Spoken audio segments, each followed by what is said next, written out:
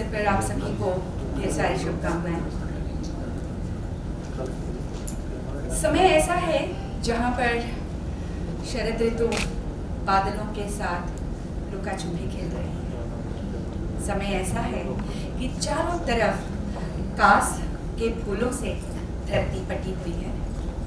समझ में आ रहा है कि माँ आ चुकी है। चारों तरफ हर सिंगार के फूलों की महक हवा में है, वातावरण में है, और समझ में आ रहा है कि माँ आ चुकी है। ऐसे सुंदर पावन अवसर में प्रभा खेतान फाउंडेशन की ओर से राइट सर्कल का ये प्रथम संस्करण, और इसमें आप सभी का हार्दिक स्वागत है। प्रभा खेतान फाउंडेशन महियसी लेखिका प्रभा खेतान जी के द्वारा स्थापित। प्रभा खेतान एक महिलावादी लेखिका हिंदी साहित्य की, जो अपने लेखन के लिए विशिष्ट प्रसिद्ध है। आपके नाम पर ये फाउंडेशन आज भारत एवं भारत की सीमाओं के बाहर भारतीय साहित्य, ललित कलाओं का प्रचार प्रसार कर रहा है। विगत 2.5 वर्षों से भुवनेश्वर में, यहाँ इसी जगह प्रभा खेतान फाउंडेशन के कई कार्यक्रम अनुष्ठित हुए हैं, जिसमें कलम, जो कि संपूर्ण रूप से हिंदी साहित्य को समर्पित है, तत्पश्चात आखर, जो कि उड़िया साहित्य को समर्पित है, जिसमें यहाँ की माटी की सौंधी सौंधी खुशबू होती है, साथ ही महाप्रभु जगन्नाथ जी का आशीर्वाद। हमने एक मुलाकात के अंतर्गत यहाँ पर नंदिता दास जी से भी मुलाकात की, और ये पहला अवसर है जब हम अंग्रेजी साहित्य को समर्पित कर रहे हैं ये संस्करण राइट सर्कल का।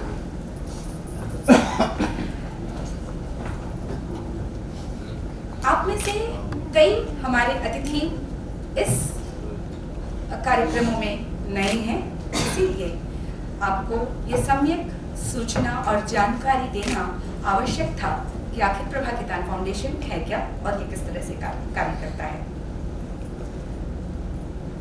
अब आज बात करते हैं हमारे विशिष्ट अतिथि की। आप Shyama Prasad Mukherjee research centre foundation के निदेशक हैं तथा भारतीय जनता पार्टी के राष्ट्रीय पुस्तकालय एवं प्रलेखन विभाग के आप राष्ट्रीय निदेशक हैं। Central advisory board of education के आप सदस्य हैं, और विश्व भारती संसद शांति निकेतन के भी आप सदस्य रह चुके हैं। विवेकानंद इंटरनेशनल फाउंडेशन के रिसर्च फेलो आप रह चुके हैं। इतनी विविधता, ज्ञान के इतने क्षेत्रों में दखल और पारंगत होना ये आसान काम नहीं होता। आपकी रुचि भारतीय साहित्य, सभ्यता, संस्कृति, इन सभी के प्रति अक्षुण्ण है, और आपकी रचनाओं में वो स्पष्ट रूप से दिखाई देता है। आपकी कुछ रचनाओं की बात अगर हम करें, education, philosophy and practice, debating culture, Swami Vivekananda, Buddha and Buddhism, the Modi doctrine, new paradigms in India's foreign policy, making of new India, transformation under Modi government, इस तरह से राजनीति से लेकर भारतीय संस्कृति, सभ्यता आदि सभी पर आपने लेखनी चलाई है। आज हमारा परम सौभाग्य कि आज आप यहाँ हमारे साथ उपस्थित हैं। आपका सम्मान स्वागत है। कृपया मंच पर अपना स्थान लें।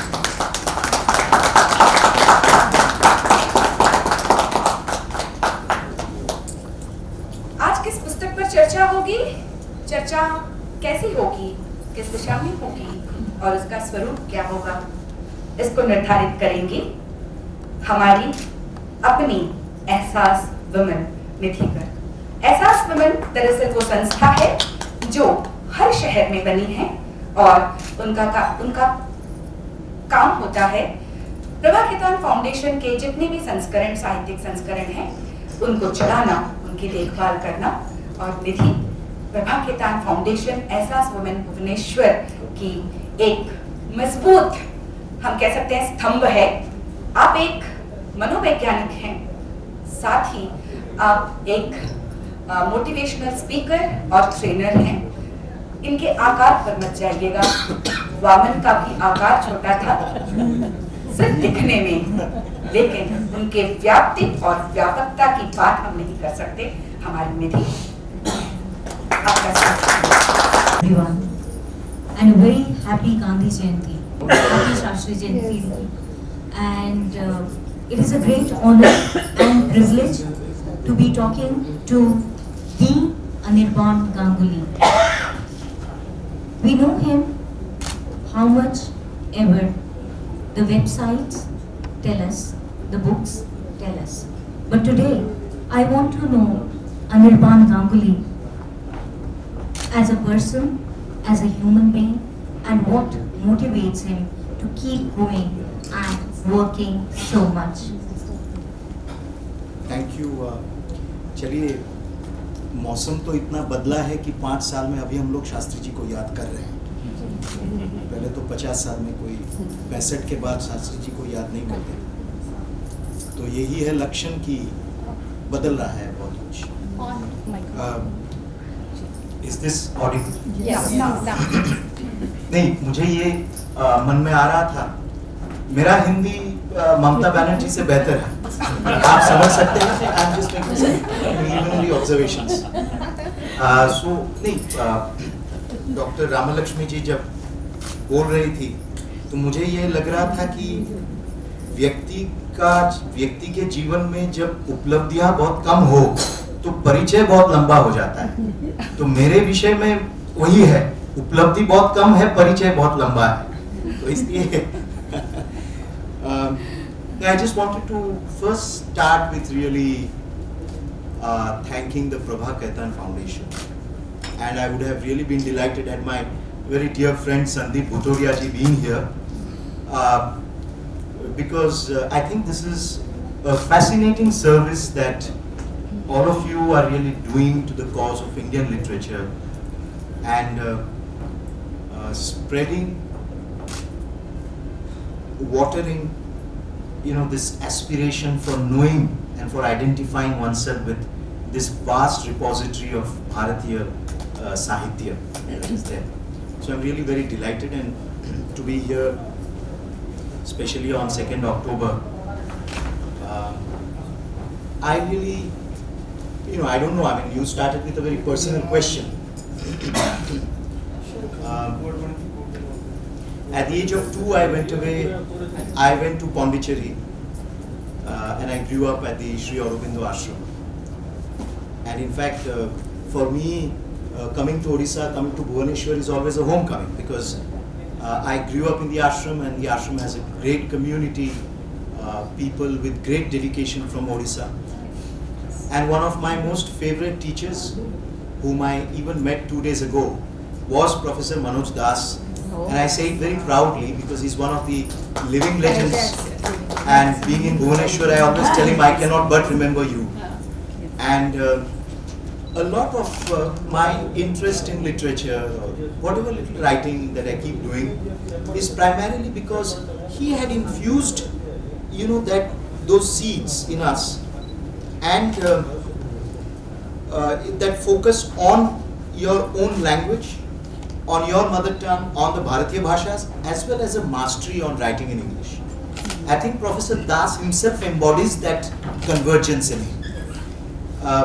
So, my early life was spent there. I had my early education there, and my great-grandfather was a revolutionary who was co-accused with Sri Aurobindo in the famous Alipur bomb trial. And Sri Aurobindo was acquitted, and my great-great-grandfather, along with Balendra Kumar Ghosh, Ullaskar Dutt, formed part of the first batch of political prisoners who were transported for life to Anirban, to cellular jail. He reached there 1 year before Savarkarji. and for the next 10 years they were all together. So Savarkarji in his masterpiece, My Transportation for Life, actually quotes from the book, from my great-great-grandfather's book, which is a classic in Bengali. And so, you know, that's how I grew up there. I had my education there, and it's a very interesting community that one lives in. One is exposed to the best of Indian culture, to world culture and civilization, and one is gets very rooted also. One learns classical languages, Western as well as Indian, and so that's how. I mean that. And then at a very early age, I came in touch with the Rashtriya Swayamsevak Sangh also. At least now there is no ban in taking its name publicly. And so, you know, my energies were channelized in that way, and I just took up something else in life. That's all. Would you like to speak about your role as a director? Yeah, so you see, my role as a director of Shyama Prasad Mukherjee Research Foundation, in fact, 6 years ago I had said that Shyama Prasad Mukherjee will keep becoming more relevant as the years go by. And I think today, after abrogation of 370, he has become more relevant than perhaps ever he was before. And I keep saying that relevance will continue till there is a comprehensive and grassroots change in West Bengal, the state that he had created. So one of my aspects as director is that I obviously focus on research on Dr. Mukherjee's life, his legacy, because apart from being a politician, and we must not forget this, he was the first industries minister of independent India. He was a great educationist, and he was a towering national leader. And at the age of 52, by the time he passed away, he had done a lot. He had really packed a lot into a very eventful life. So that's one aspect. Then we are into policy research, a lot of political research, a lot of conferences, programs that we keep organizing on various aspects to do with India, with India's future, with India's foreign policy, etc. So that keeps me fairly busy. Now coming to the book that we wanted to discuss. The emergence of Bharatiya Janata Party and the rallying cry of the new party was Sangathan, Samrachna and Sangharsh. Organization, struggle and constructive work. I would like you to enlighten us about this. You see,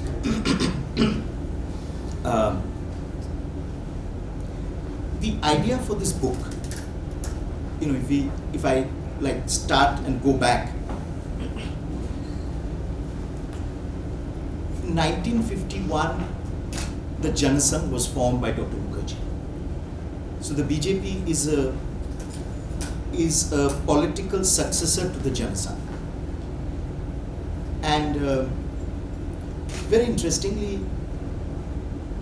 it was during 1977, after emergency, when the Janata Party was formed. The Janasangh, being the largest constituent, decided that it would merge itself with the Janata Party. And so it became one entity. You had the Janata Party, which defeated Mrs. Gandhi, and you had the Janata Party experiment, which didn't succeed and which collapsed. So in 1980, the entire debate was that whether we should revive the Janasangh or we should come up with a new political entity. And this debate took place because they were the erstwhile Janasangh workers, and there was this feeling that we had to come together to give this country something new because the Janata Party experiment had failed. And so from 1980 onwards, the journey of the BJP as we know it today started. So what you mentioned was, we have mentioned in the book, Sangathan, Sangharsh and Samrachana. So these were the three pillars on which the BJP started off its journey. So you have to form your organization against overwhelming dominance, because in 1980 the Congress came back to power. There was a total demoralization in the opposition camp, and the people which had reposed faith in the Janata Party, that faith had actually come crashing down and shifted to the Congress. Mrs. Gandhi was back in the saddle. So similarly, if you had to, then you had to focus on organization. And Sangharsh is obviously, if you are in opposition and if you want to make your identity, political identity, your political point, there has to be a certain amount of struggle, because struggle defines a political movement. And very interestingly, the word samrachana, that there has to be constructive work also as a political party. And so, you know, when we thought that we should write this book, because I'll come to that it needed a lot of convincing. We had to convince Mr. Shah that we needed to write a book, because he was very clear that he didn't want a book on himself. And I had to really have a lot of sessions with him, and I'll tell you why I felt this book needed to be written. But then he agreed on one condition, and that was that the book must also focus on our political journey from 1951 onwards to 2019. And it should not be only an individual, but it should be all those who have contributed to this political movement, which has been a continuum. There has never been a break. And so, that's how we started off. That let's start from 1951. Why was the Jansan formed? What was the raison d'etre of the Jansan? Because, very interestingly, Dr. Mukherjee, if you read the first manifesto of the Jansan, you see clearly mentioned there Bharatiya Sanskriti and Maryada. So the feeling at that point of time was that now that we are an independent country, we needed to evolve policies based on our cultural, societal, civilizational experience. We should be open to the world, but we should not import models which will not suit Indian conditions. So, Bharatiya Sanskriti, Maryada, and you had Sanskritik Rashtravad. So, this was the basic formation pillars of the Jansan, and you see its continuity right down up to 2019 as well. And so, we felt that there is a story to be told here. For example, in 2014, you had for the first time, you had a full majority BJP government in power at the center. So I have mentioned in the book, if you see 1998, after the 96, that 13-day government, 98, when Vajpayee ji came again. So in Gandhinagar in May 1998, at the BJP National Executive and National Council meeting, there was again this debate. You see, it's very interesting. If you go through the resolutions, you'll see that there's a very robust debate that keeps taking part within the party. And it continues even to this day. Its nature, its manner of expression may have changed, but it is basically from the Jansan till date, you see, it's a party which bases itself on solid debate, on solid discussion. So you have Rajmata Vijayaraje Scindia at that time, who had a problem, who said that what do we mean by Gandhian socialism? Why should we adopt Gandhian socialism, and we are today 2nd October? But we should adopt integral humanism of Deen Dayal Upadhyaya.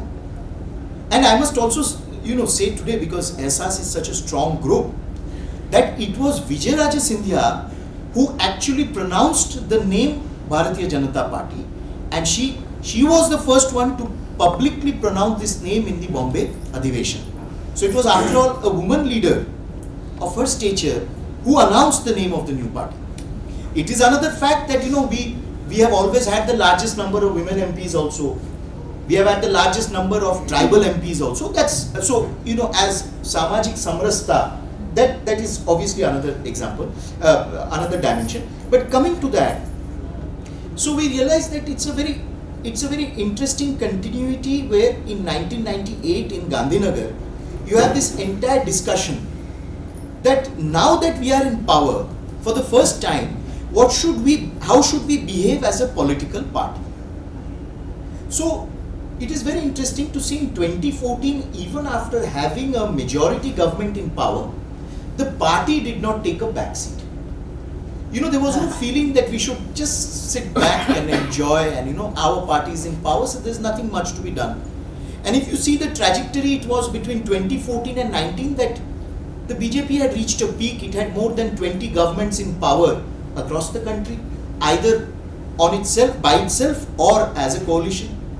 It had expanded into the largest political party in the world. It had reorganized itself structurally. So we felt that there's a story to be told. Instead of only depending on stories that are narrated by Al Jazeera, New York Times, Washington Post, BBC, Christophe Jaffrelot, and that entire group in the West, who basically interpret us for the world and tell us how we are, we thought, why not tell others how we are? And so I have written this year also. Craig Baxter was an American diplomat based in New Delhi in the 1960s. And it was very, and you can stop me, if you think I'm speaking too much, you can stop me and go on to the next question. Because every author is very fond of his book, and I'm particularly fond of my author, of my subject also, though it's not a hagiography. So Craig Baxter, this American diplomat who was serving in New Delhi in the 1960s, wrote the last and the first book in that sense, which was sympathetic on the Janasangh. The history, the biography of a political party, the Bharatiya Janasangh. Very interestingly, Craig Baxter was helped by none other than Pandit Deendayal Upadhyaya himself, L.K. Advani, J.P. Mathur, who was at that time the office secretary, he passed away. All stalwart leaders, J.P. Mathur, K.R. Malkani, L.K. Advani, Deendayal Upadhyaya. These were the people who helped Craig Baxter write that book on the Janasangh.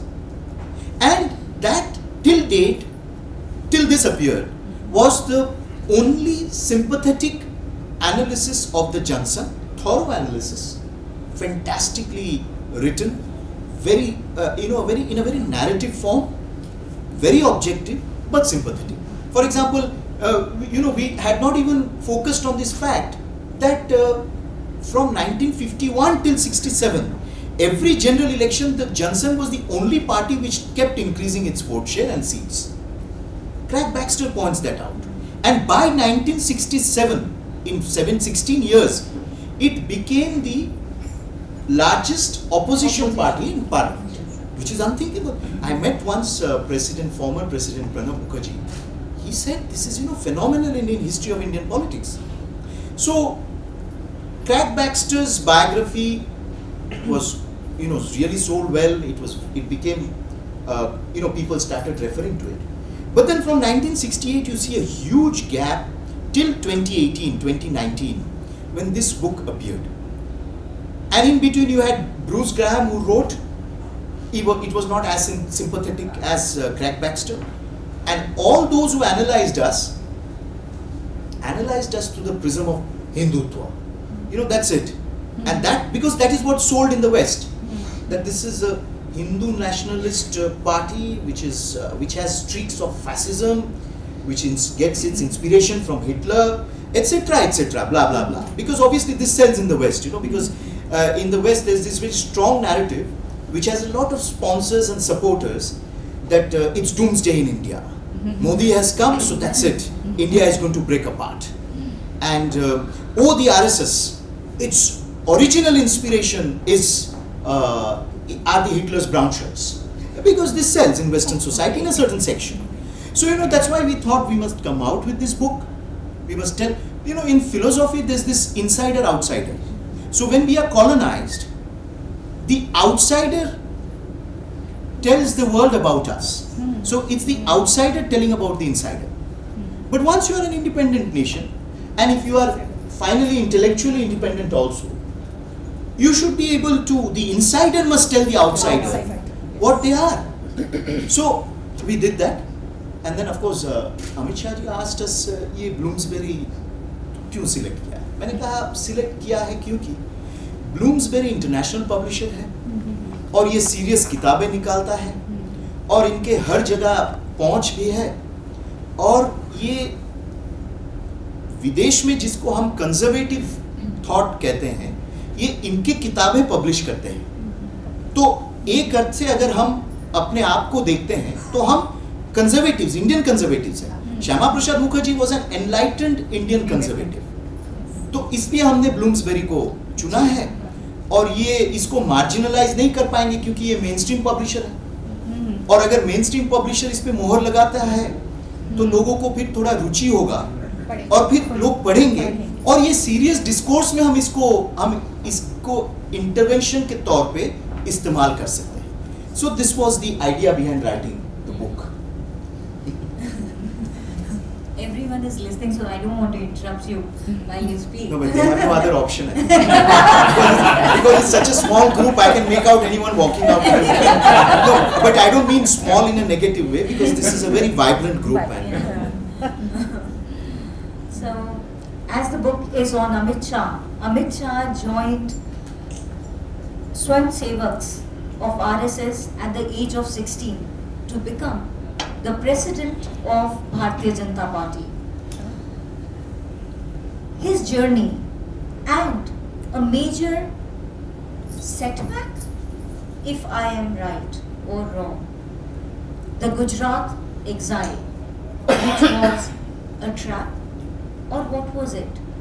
We would like you to tell us whether it was a blessing in disguise. You see, before he was 16, I have specially mentioned that in the book. At the age of 13, he set out campaigning for Maniben Patel. Maniben was Sardar Patel's daughter. And if you recall, some of you, she was also, yes, exactly. So she was also a member of parliament later on. In 77, all the Gandhians came together saying that we must defeat the Congress. We must come together and defeat the Congress because the emergency was a draconian, disruption with our democratic experiment. So, Mr. Shah's parents were staunch Gandhians. In fact, there's an entire section on Khadi. We'll come to that maybe, So, his home in Gujarat became the center point for this campaigning during the elections. J.B. Kriplani, I have mentioned it in the book, J.B. Kriplani came and stayed put in his house because Kriplani ji at that time was quite advanced in age. He could not go around campaigning. So he said, I'll stay put here and I'll sit here and direct the campaign. He was even hard of hearing at that time. And Maniben would go out campaigning even at that age. And Mr. Shah would keep accompanying her every day. He would go out with the group, campaign, put up posters and all that. So that was the first political exposure that he had, and at the age of 13. So actually it starts off from the age of 13, and he has he has a phenomenal capacity of remembering things. Not only what he reads, but that application and that contextualization continuously of the past to the present. And at the age of 16, obviously he got attracted to the Rashtriya Swayam Sevak Sangh, and he joined as a Swayam Sevak, and then the journey began. Now what is interesting about him is also interesting about this structure as a whole, is that he actually began his political life as an ordinary worker, as a booth in charge in Ahmedabad, booth number 263 Sangvi. He was in charge of that booth, and then later on he became an MLA from there, and now he is a MP from Gandhinagar. And he doesn't tire reminding people that look, why, in our growing up years, many of you are much senior to me also, a party with a difference, the BJP used to keep harping, a party with a difference. Then the opponents used to say, so what is so different about you? Because there were many things also, which we couldn't prove that we are different, as happens in many parties. But you see, that core difference as a party always remains in the BJP, and Mr. Shah never tires in pointing this out, that he says that look, I began my life as an ordinary party worker sticking election posters on the wall. No godfather, only hard work. And I actually rose through the ranks and eventually went on to become the youngest party president of the party, of the BJP, at the age of 49. And so, people at the age of 49 seem so confused. They can't even give a straight statement in parliament. They don't know what is what, and they still keep trying to find their political footing. He became president of the BJP at the age of 49, and some people are, even given a leeway, saying, they're still getting their acts together as party presidents. So that's the difference. Now, when he took this expansion, he undertook this expansion drive, Vistarak, this entire Vistarak tour across the country. You had this unique phenomenon where you saw the national president of the party, the state president, the district president, the mandal president, all in one stage. And where he kept saying that, look, this is how I began my life. So there is a message in his political life. And it is that hard work ultimately, whether today or tomorrow, even in a political setup and in a party which is truly democratic in nature, is recognized. That is something which we must remember about him. You spoke about his Gujarat experience, his exile from Gujarat. Well, that was a particularly tough phase, and we have written about it. In fact, when we asked him that what is it, how do you want to refer, want us to refer to that phase? He said, it was a phase of swadhyaya, it was a phase of deep reflection, and it was a phase when I went out and I got to know my country. So because as Home Minister in Gujarat, if you see, people ask this question that, oh, he's become now Union Home Minister. No, but we should also remember, because the channels went into a tizzy. They said he's going to become Finance Minister, etc., etc. I said, just hold on. He handled 12 portfolios when he was in Gujarat, so it's very, very difficult to say what he will become. But we must also remember that as Home Minister in Gujarat, he had an exceptionally successful tenure, and in many aspects. One was obviously Gujarat was a state, and some people may bear me out, some of my friends. Gujarat was a state which was endemically racked by riots, by communal disturbances. Then there was the case of constant threat of terrorism because of the long coastline. He not only modernized the Gujarat police force, he set up the first forensic university, he set up the Rashtriya Suraksha University there, he roped in people like Mr. Doval, who at that time was already in a retired phase, he was just running a think tank. He modernized the police force, and most importantly, he undertook a very strong debate on terrorism, very clearly coming across and saying that terrorists have no human rights. We must be very clear. And therefore, let us not bring up the human rights of terrorist debate and demoralize the security agencies. In fact, we have to protect the ordinary citizens' human rights, and therefore we need to tackle terrorism with an iron hand. And at that time, it was a period when, after the Batla House encounter, some people started crying because terrorists were shot. Some people did not cry because Mohan Chand Sharma was shot. Some of our own people started crying because 2 terrorists were shot in Batla House. That was the atmosphere at that point of time. And Mr. Shah kept saying that quota, you cannot dilute the fight against terrorism. And so therefore, we see later on that he had to pay a price. And as Home Minister, he was summoned by the CBI. As Home Minister, he was arrested and put in prison.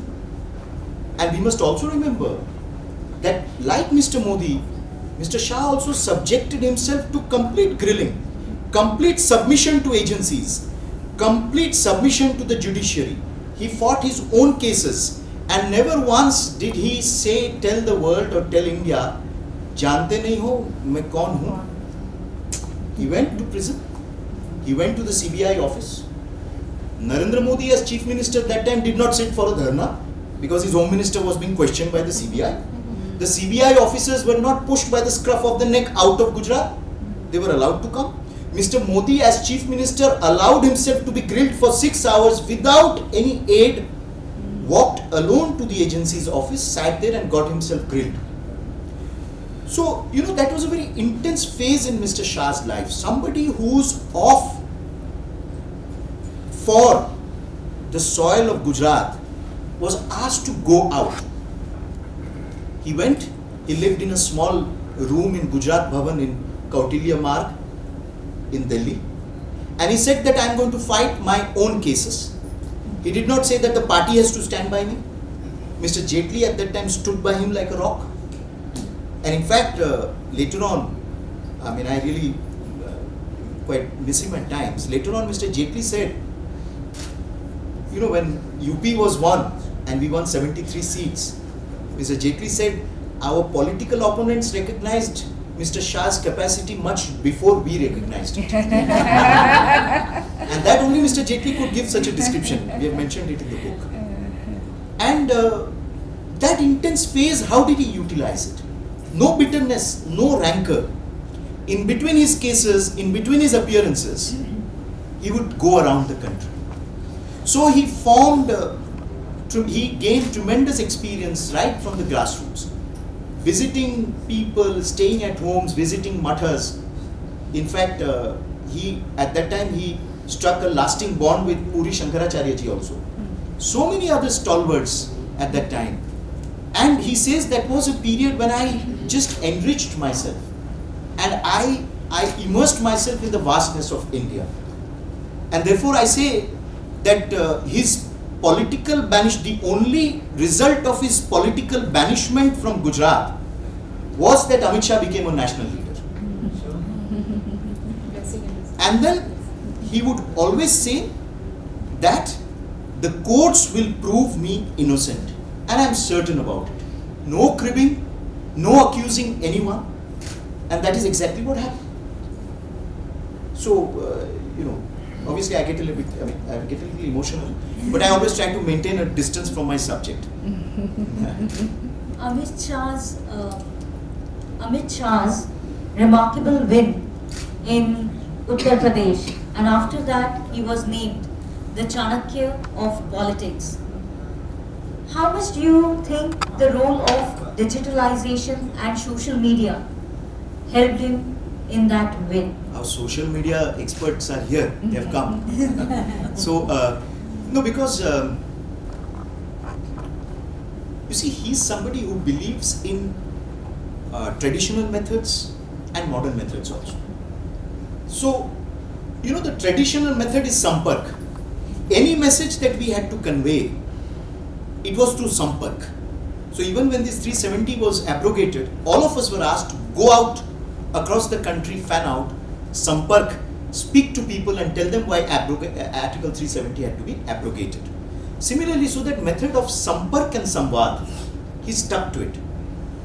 And that traditional method of getting feedbacks, he's a very hands-on person who keeps getting his own feedbacks and from various sources, various channels. And these need not only be, you know, those professional, you know, researchers and scholars and analysts and all that. The grassroots worker, the booth worker, the pracharaks. So, you know, you have this unique concept of the panna pramukh. Okay. So you have the panna, and you have a pramukh. And in that panna, the names of the booth voters are there. So the panna pramukh's duties, his tasks were also defined. He had to go and speak to each of them about what the Modi government has done. He had to go and speak to each of them about why the BJP wants to do what it wants to do. And then he or she had to go and speak to them about why Modi ji needed to be voted back to power. And to ensure that on voting day they all come and cast their vote. So you know these concepts of Shakti Kendras, Panna Pramukh, Vistarak. I have come across fascinating people, youngsters, who from IIMs and IITs they've graduated, even working professionals, who came up and told us, you know, when they heard about this Vistarak concept, which was launched on Pandit Deendayal Upadhyay's birth centenary year, they said, we want to come and, you know, give something to society. We want to do something. So you had this opportunity of working for 15 days, for 6 months, for 1 year. So these traditional methods, he has evolved himself. And he's very clear that social media is a formidable tool, that it needs to be utilized.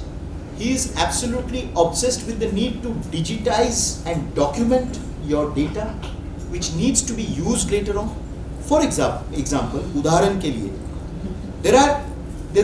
they calculated that there were 22 crore लाभार्थीस, 22 crore लाभार्थी of these schemes of the Modi government. So he decided that all these labharthis needed to be reached out.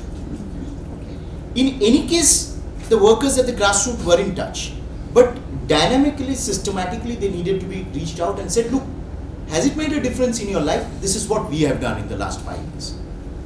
And if you see the total vote polled by the BJP, it was 23 crore something.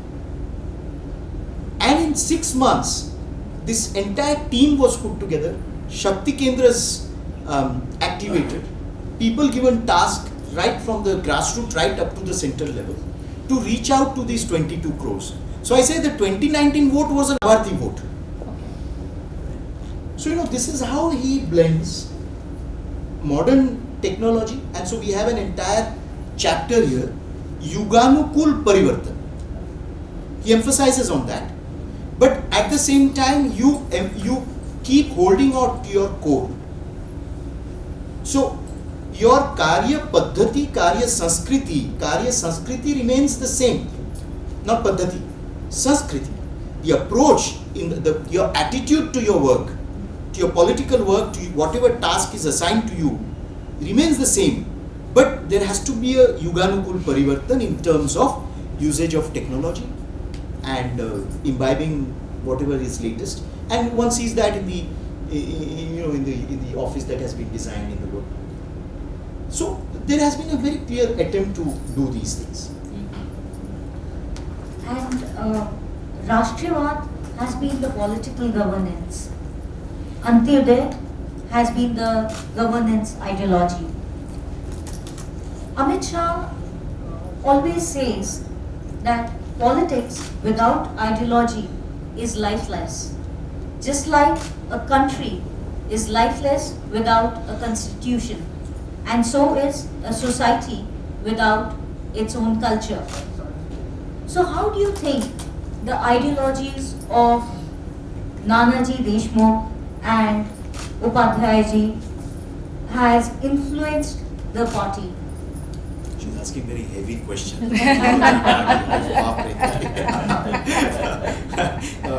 ठंडा हो रहा है. You see what? If you look around, and I'll again come to, I remember Mr. Jaitley, I take a pot shot. I mean, I'm not making any political point, but we are sitting very freely, we are discussing. I'm not here as a political person, but it's just, so you see. But you definitely talk like politician. Thank you. But is that meant to be a compliment, or is that like Absolutely a compliment. So see there is like Kushabha Thakre, who used to be a very senior president of the party. He says that the birth of a political party is from a political idea. And I can just, ideology is a very, विचारधारा का कोई English ये नहीं है, translation नहीं है. विचारधारा, ideology is a very constructed. कितना सुंदर है ना विचारधारा.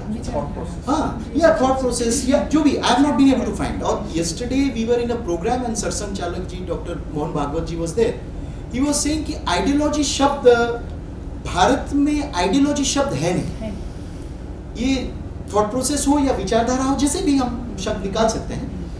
So the point is, you see, there is a larger de-ideologization which is going around. I say this is my assumption, my theory. So the Communist parties, the Communist Party of India, Marxist, Leninist, hyper-Leninist, whatever, they say that they pride themselves on being on an ideology. You have to skip the dinner. Pardon? You have to skip the dinner then by taking them. So now the point is, if you look at the communist parties, earlier there used to be very vibrant internal debates that they would have. You had stalwarts. Now if you look at the debates in the last 6-7 years, the only major debate or even the splits that have taken place in the communist parties is on one issue. whether we should align with the Congress or whether we should not. So Mr. Jaitley used to say that when Sitaram was retiring from Rajya Sabha, I told him that you entered the Rajya Sabha as a communist ideologue, but you are leaving the Rajya Sabha as a spokesperson of the Congress. There is a very deep thought in that. Now, so the issue is, we have to look around us. Where are the socialists?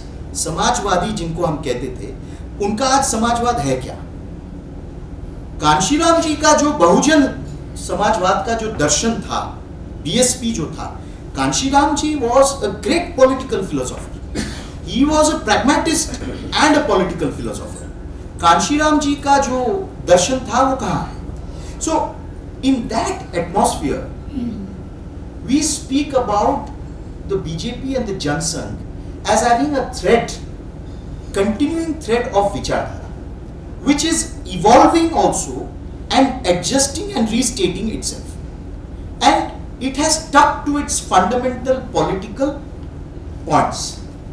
One of those is this demand for abrogation of 370, for example.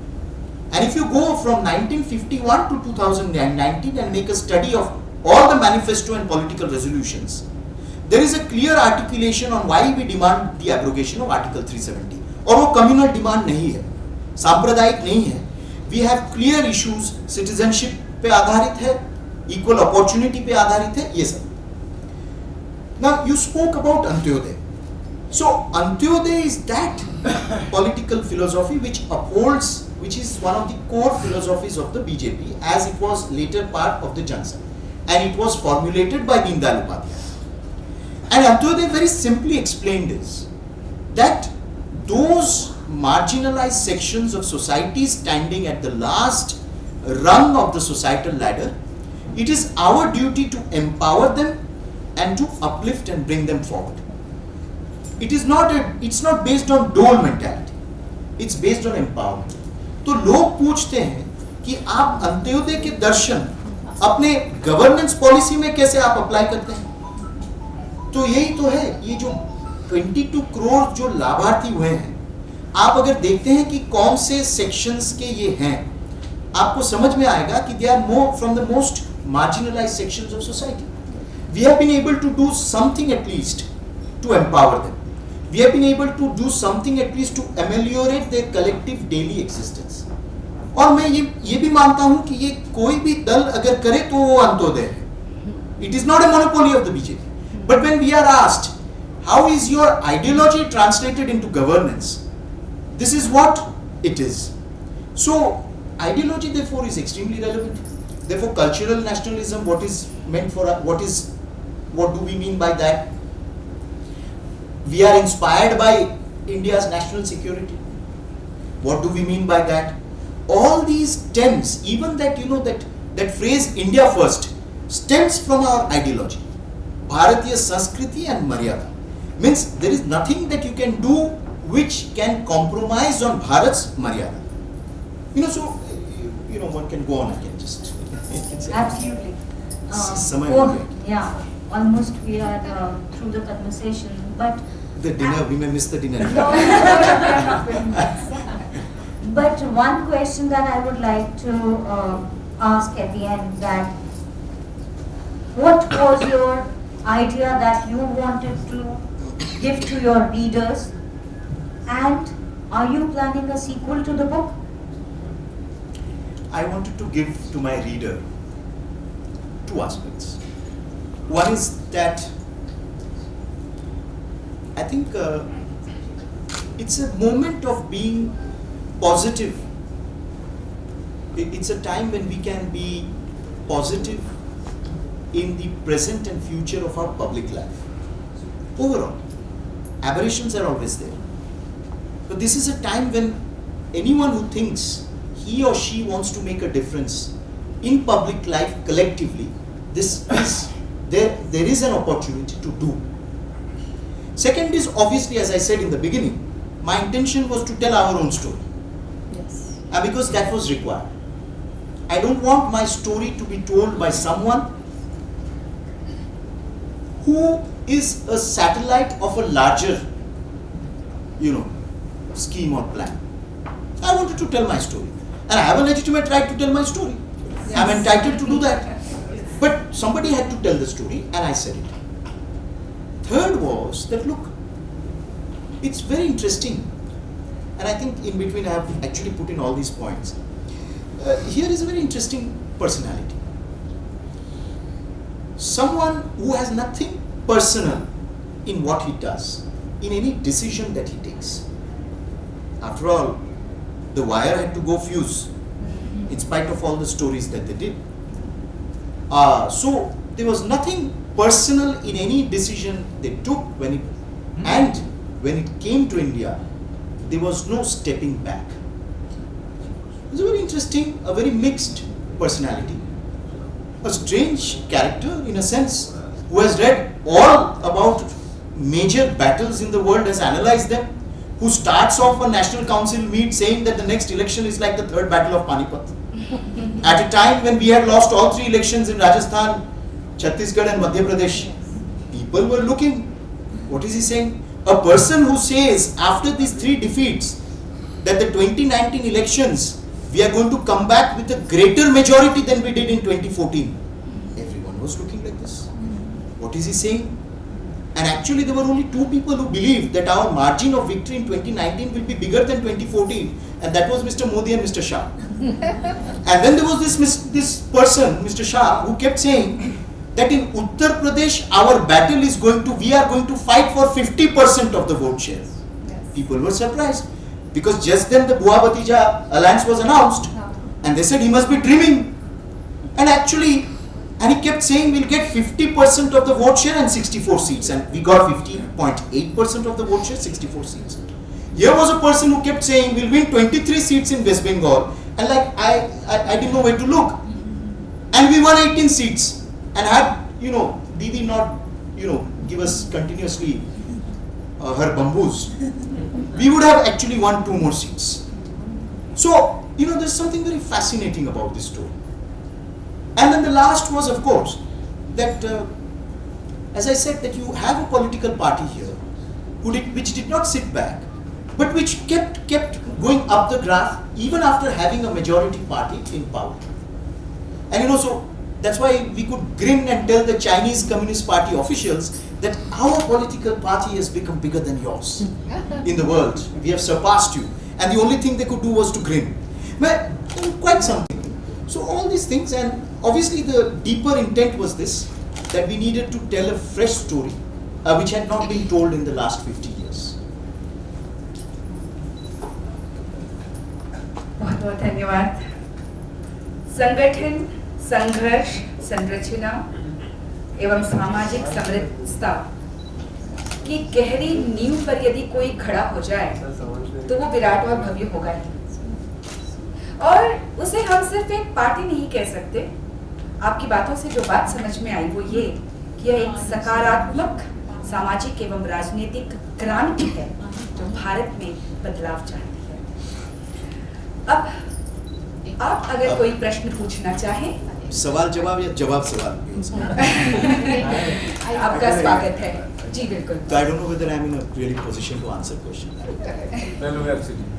Actually, a lot of things we knew, but being an insider, we got to know a lot of information from you. I have, in fact, a lot of questions to ask, but 2-3 questions I will ask in a single go.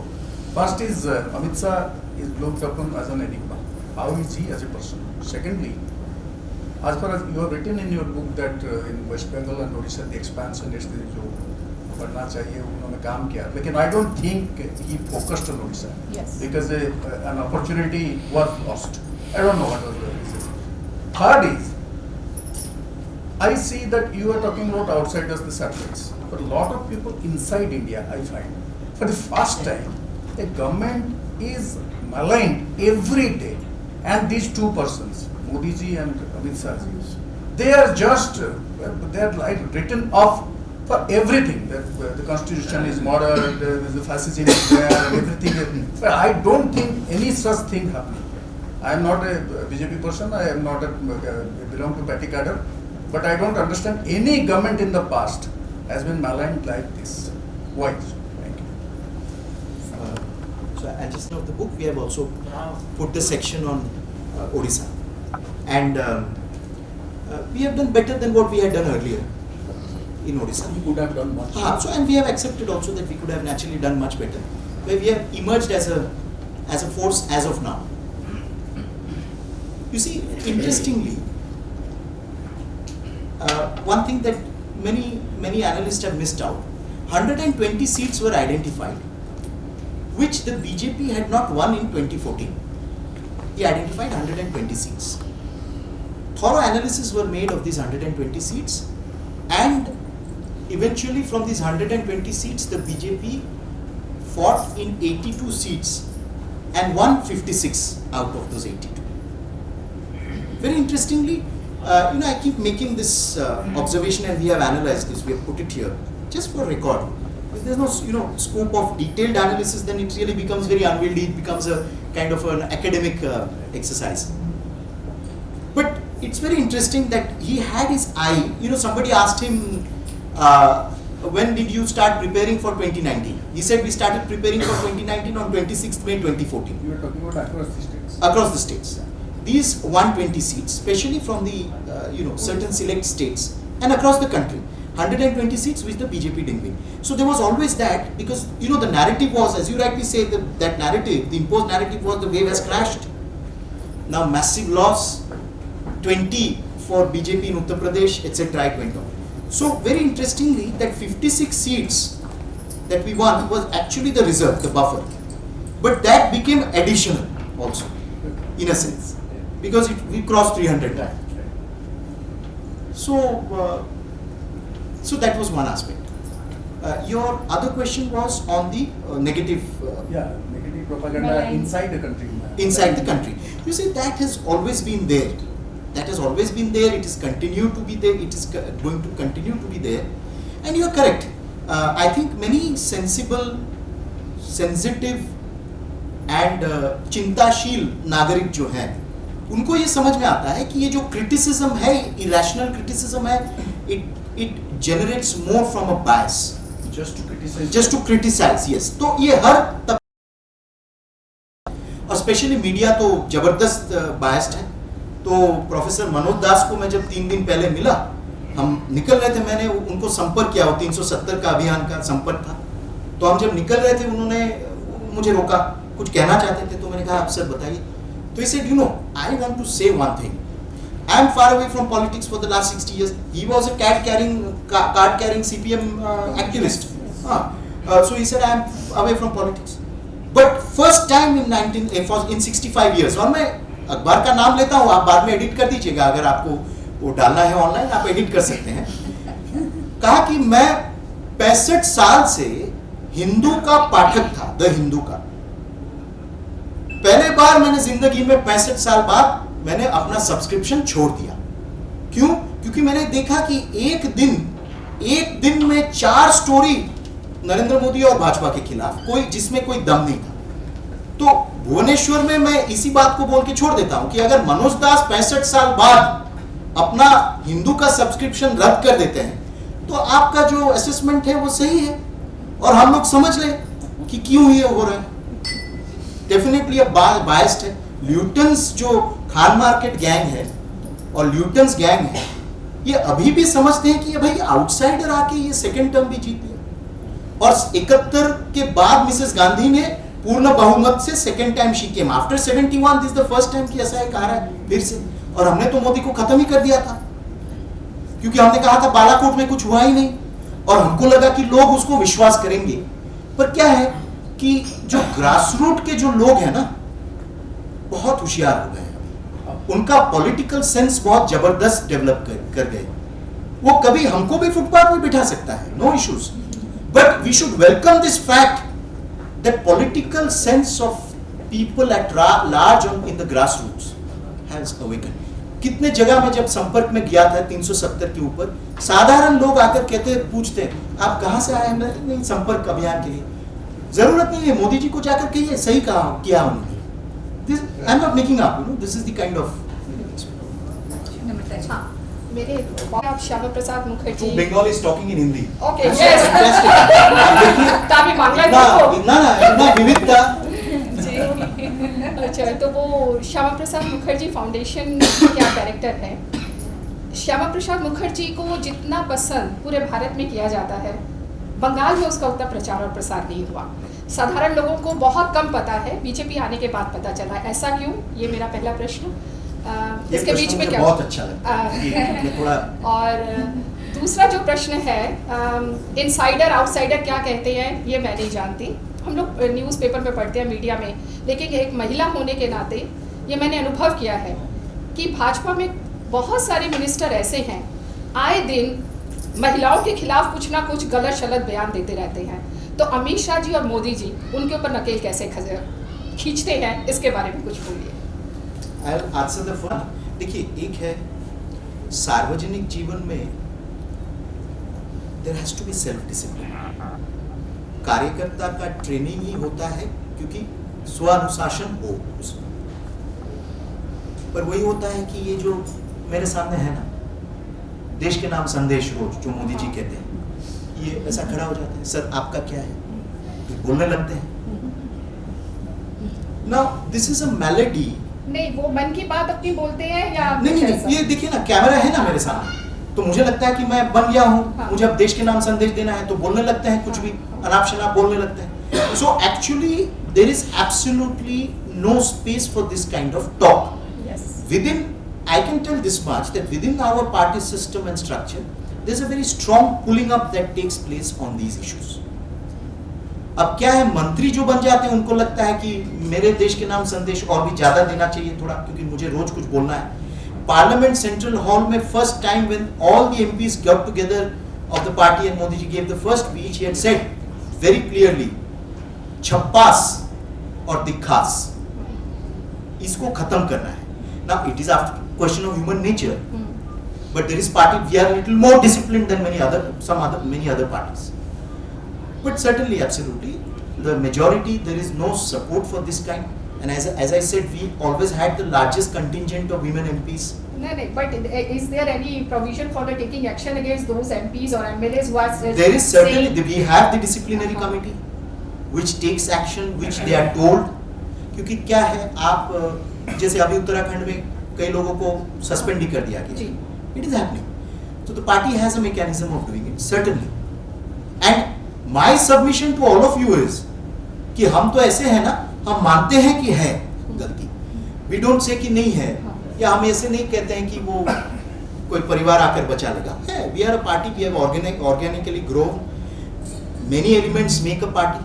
और मेरा तो ये अनुरोध है कि जहां भी आप लोग ऐसे देखें, इसको पब्लिकली आपको प्रतिवाद करना चाहिए, एकदम कंडेम करना चाहिए। तो उस समय सोचना नहीं चाहिए, क्योंकि both these two leaders are very clear about it. और जागरूक नागरिक होने के नाते कंडेम करना चाहिए, तो हम भी कंडेम करते हैं। हाँ, सिर्फ है कि हम पब्लिकली कंडेम करें या पार्टी के अंदर करें, वो तो हमारा है, पर as citizen you must condemn. There is no, we are not brushing things under the carpet. और दूसरा, Shyama Prasad Mukherjee, you see, even today if you go to Jammu, the kind of emotion that Dr. Shyama Prasad Mukherjee evokes is phenomenal. Bengal में अभी उसका शुरू हुआ है, क्योंकि पिछले 6 महीने तक हम लोग बहुत मेहनत कर रहे हैं, और वेरी इंटरेस्टिंग, बंगाल के गांव-गांव तक भी अगर आप जाइए और वहां श्यामा प्रसाद मुखर्जी के विषय में आप बोलिए, उन्होंने अपने जीवन क्यों बलिदान दिया, बंगाल के लिए उन्होंने क्या किया, he still continues to evoke an emotion. Why he was forgotten in Bengal is because of the historical reasons, because obviously Shyama Prasad Mukherjee was never comfortable for neither those whom he opposed in the Congress or the communists, and therefore there was a very systematic effort to straitjacket him. कहना कि भाई ये तो सांप्रदायिक नेता थे, इनका स्तर भी और इनका जो परिधि भी जो था ये बहुत कम था, और इनको सप्रेस किया जाए। And so that is why at least 3 generations, 66 years that he has passed away, there were at least so many generations who came up hardly knowing about what he did. First industrial policy in 1948 of independent India, it was largely his creation. Formation of heavy industry and support to MSMEs, जो आज हम कहते हैं, cottage industry, MSME, ये सारा उन्होंने उनके 3 साल का जो कार्यकाल था उसमें सारा नींव उन्होंने रख के गया. And let me tell you this, I am not saying, I may be biased because I am his admirer. I head the foundation named after me.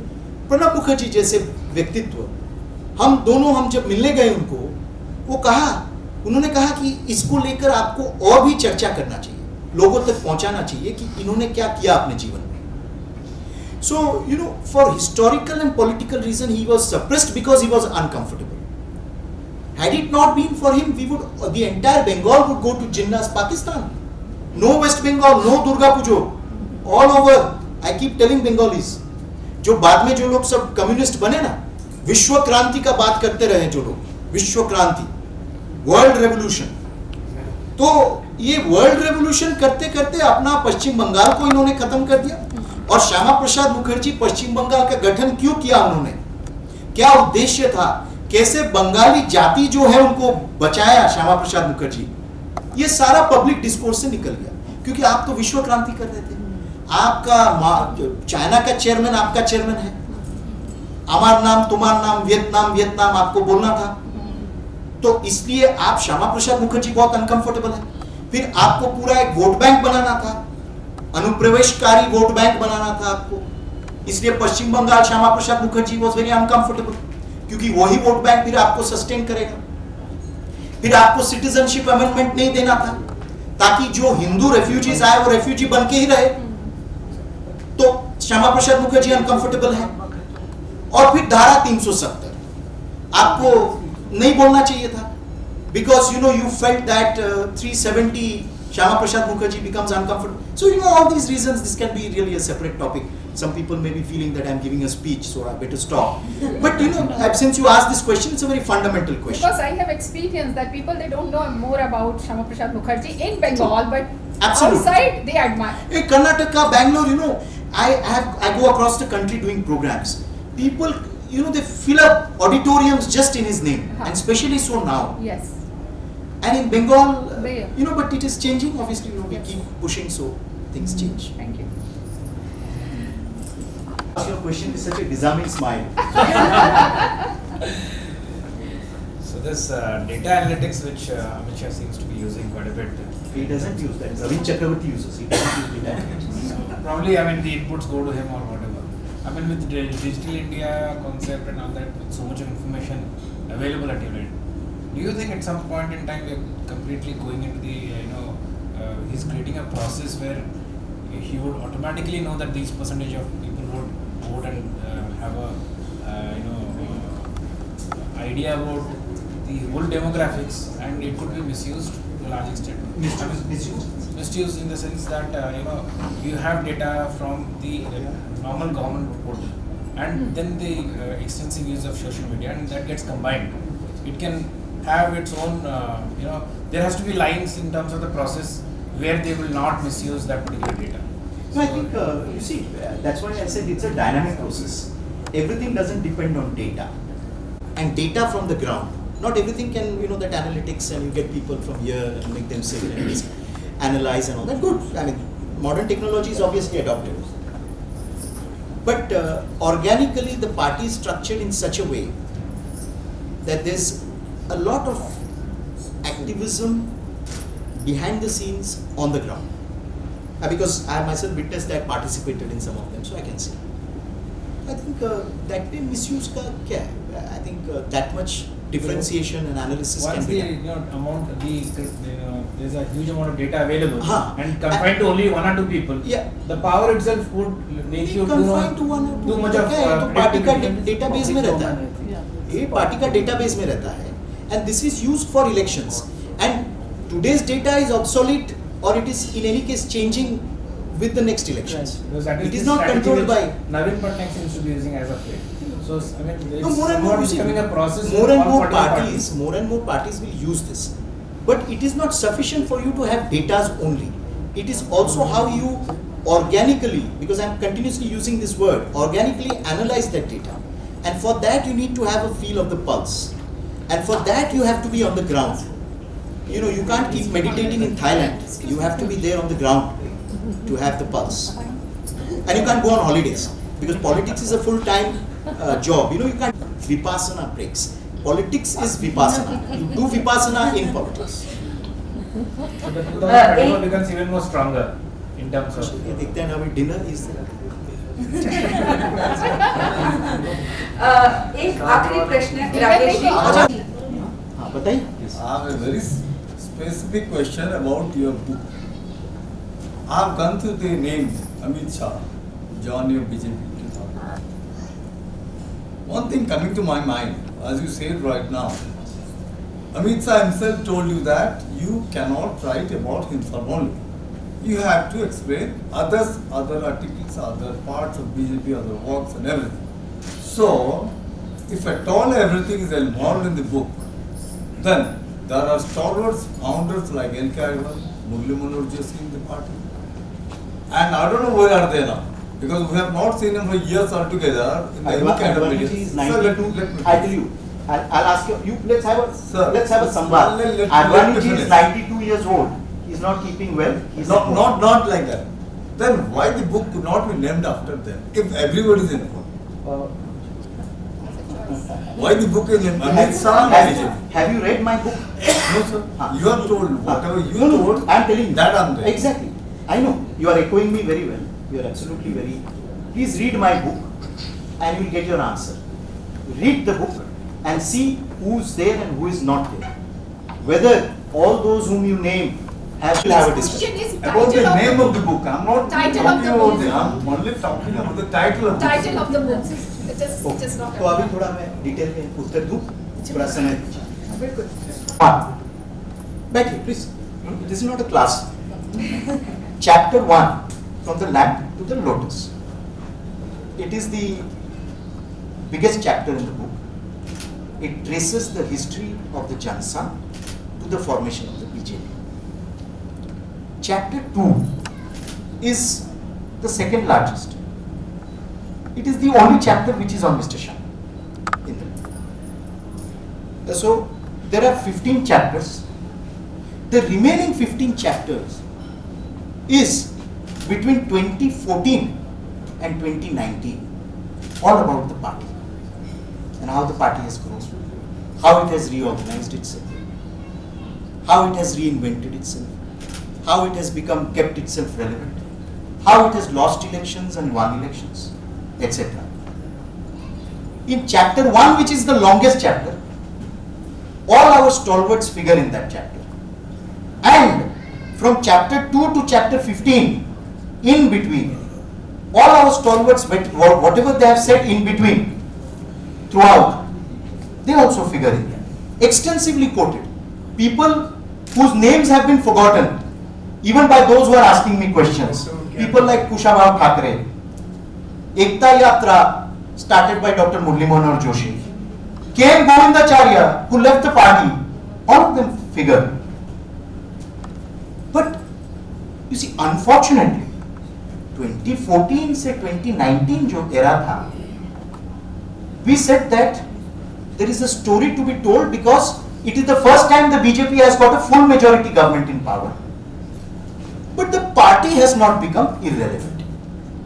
So here there is a chapter which is called the bridge. And according to Ram Bahadur Rai, who is a very famous thinker and writer, according to Ram Bahadur Rai, it is that chapter which is the key to the book. उस chapter में हमने discuss किया कि एक political party जिसका full majority government power में है, what is the relation between the government and the party? It is there. Now, unfortunately, what happened was between 2014 and 19, the president of the BJP was Mr. Amit Shah. And it is that 5 years which we witnessed, क्योंकि पहले तो पूर्ण बहुमत सरकार नहीं था, तो we know what Kushabhau Thakre से उस समय कि हमको कैसा बिहेव करना चाहिए. फिर 98 में सरकार आया, 99 में चला गया, फिर 6 साल सरकार चला, कोलिशन था. पूर्ण बहुमत सरकार में पॉलिटिकल पार्टी कैसा बर्ताव करता है, ये इस कालखंड में एविडेंट है. And so that is why sir we had to put Amit Shah and the march of BJP. Please don't forget the sustaining subtitle, the march of BJP. So don't worry. L.K. Advani is in our hearts. Murli Manohar Joshi is in my heart because I continuously interact with him. all leaders, you name it, even Balraj Madhok, who was expelled by L. K. Advani and Atal ji from Jansanघ, Balraj Madhok भी है, Dr. Raghuveera भी है, Acharya Devaprasad Ghosh, the longest serving president of Jansanघ, 4th term, single term, he is also there. हाँ, मदनलाल खुराना भी है, सब है, जिनको हम भूल गए हैं, सब है, तो ये कोई बायस नहीं है sir, and I don't hold a brief for anyone, I don't hold, but it is very clear, it was very difficult to convince Mr. Shah to write a book on him, and he agreed only on one condition, that the majority of the book is about the BJP. और a number of readers हमको गाली भी दिया, ये किताब तो हमने खरीदा कि बहुत कुछ मिस्टर शाह के विषय में पता चलेगा, पर ये तो सिर्फ भाजपा और जनसंघ का इतिहास है ना सर? तो थोड़ा कष्ट करके किताब पढ़ लीजिएगा, then I'll come back. बहुत बहुत धन्यवाद. Good, but I liked it. You know, I should be able to defend. I should be able to defend what you know. So thank you very much for this question. The last line. मैं थोड़ा dramatically उत्तर दिया पर दूँगा. Interrupt the last line that your name is there. Yes. Because of that name, people will read more books. Yes, exactly. In marketing, we say that. Yeah. Absolutely. You should highlight something which can make and it somebody sell. told me here That also could be the reason. exactly, you know, amongst here somebody, one of our friends said that he is an enigma. Enigma थे because you know एक ऐसा छवि दिया गया, अबे ये तो सिर्फ brown है, कोई ब्रेन नहीं है, कोई स्ट्रॉन्ग मैन है, ऐसा है. He has the largest personal library in his ancestral house. ये पूरा लाइब्रेरी मूवमेंट, इसमें पूरा एक चैप्टर है रीड एंड रिफ्लेक्ट. वो जब विस्तारकों का बैठक लेते थे ना, उसमें मैंने लिखा है, पहले प्रश्न सबके पास पेंसिल और नोटपैड है, तो फिर बैठक करने का कोई मतलब नहीं है. और ये जो 13 टास्क्स वर गिवन टू विस्तारक्स, उसमें एक टास्क था कि रोज आपको किसी ना किसी किताब पढ़ना है और उस किताब को पढ़ के उसको रिफ्लेक्शन आपको लिखना चाहिए. कौन कहता है साहब ये सब? को पॉलिटिकल पार्टी में पढ़ना लिखना तो कम्युनिस्ट पार्टियों में था, अब वो भी खत्म होने को जा रहा है. कौन से पॉलिटिकल पार्टी? किसी एक समय ज्ञानेश्वर मिश्रा जो सोशलिस्ट लीडर्स थे, वो पढ़ते थे, लिखते थे.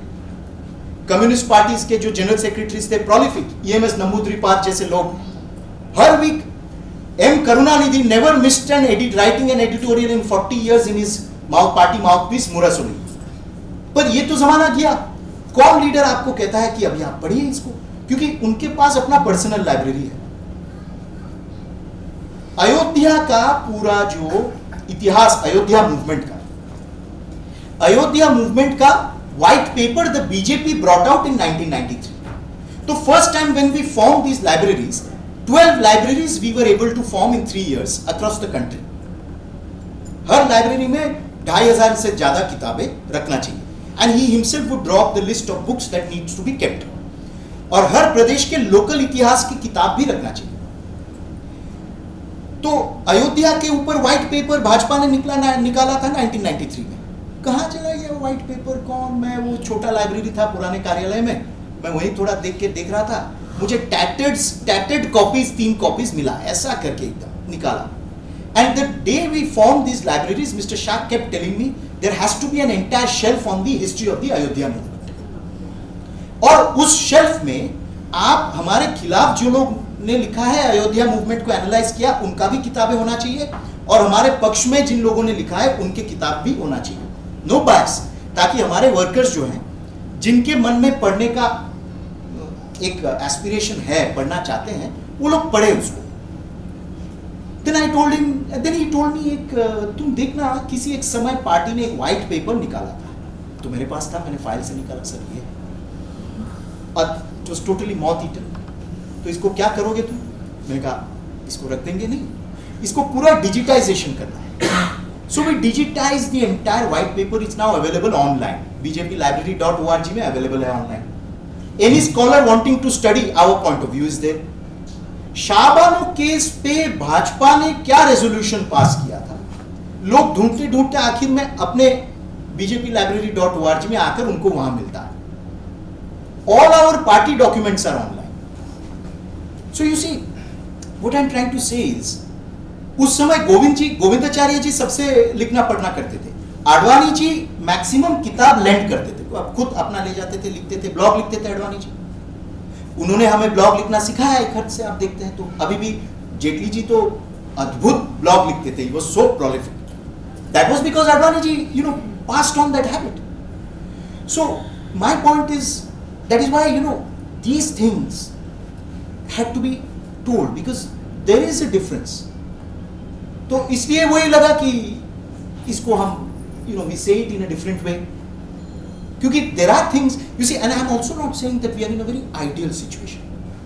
एक समय तो ऐसा हुआ, पहले जब हम लाइब्रेरी डिपार्टमेंट फॉर्म किया हमने, अभी बंद करना है, लाइब्रेरी डिपार्टमेंट जब फॉर्म किया हमने, तो लोगों को पार्टी में लगता था ये क्या लाइब्रेरी क्या करते हैं, तो हम लोग जाते थे, बैठे के लेते थे, लोग इतना सीरियस नहीं लेते.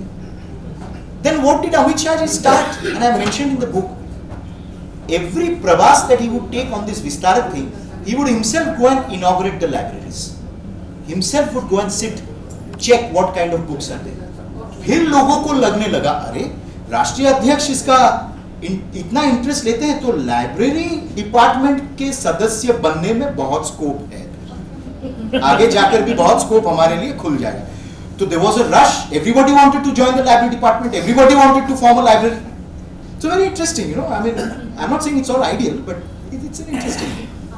So do you think economy is going to revive? आप मुझे समय दीजिए, एहसास के तरफ से आप डिस्कशन कीजिए, मैं निर्मला जी को यहाँ ला 100% प्रॉमिस. और पर इससे थोड़ा ज्यादा मैं आई एम प्रॉमिसिंग यू, मैं निर्मला जी को ला. कितने विमेंस ग्रुप चाहिए बताइए. नहीं, आप बताइए. आप लोग थोड़ा background work, no I am serious नहीं कह रहा हूँ, आप लोग बैकग्राउंड वर्क करके मुझे बताइए, 4-5 डेट आप दीजिए. I take personal responsibility for getting Nirmala ji here. I will come with her. मैंने निर्मला जी के साथ बहुत काम किया है, and in fact she is our shakti. माने इतना इंस्पायर करती है सब हम जैसे कामदारों को, इतना इंस्पायर करती है ना. मैं निर्मला जी को अभी आप घर चले जा सकते हैं. किसान फाउंडेशन का कि ऐसे अवसर वो हमें देती है कि हम आप जैसे विद्वजनों से मुलाकात कर सकें, आपको सुन सकें. धन्यवाद आप सभी का जो यहाँ पर आते हैं इस ललक को लेकर कि हमें कुछ जानना है, कुछ पहचानना है. और धन्यवाद आपका सबसे बड़ा कि आप यहाँ पर आए और इतनी सारी बातें हमें पता चली जिनके बारे में हमें कोई इल्म नहीं था. धन्यवाद निधि और धन्यवाद मेफेयर होटल एंड रिसोर्ट्स. धन्यवाद संदीप, वो हमारे मीडिया पार्टनर हैं भुवनेश्वर टाइम्स के. संदीप जी बहुत बहुत धन्यवाद. अब मैं stand up and thank all of you, क्योंकि आपने मुझे मेरा हौसला बढ़ाया और आप you were so patient with me और आपने इतना सुंदरता से मुझे सुना, तो मैं बहुत आपका मैं देवोप्रसाद दास जी को बुलाना चाहूंगी. वे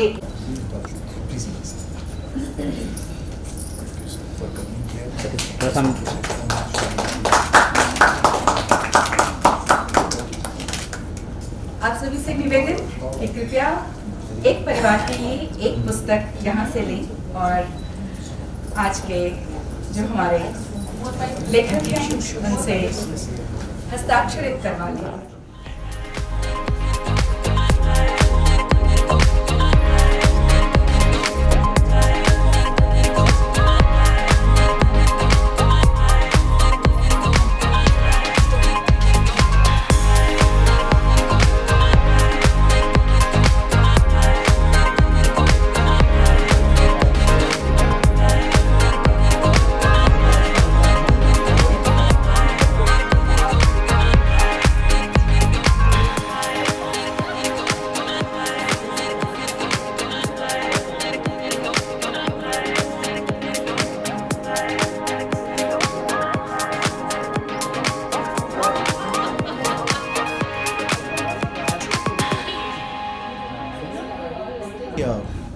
Extremely delighted to have come here at the invitation of Prabha Khaitan Foundation, and I was really fascinated to see the kind of program that they have put together.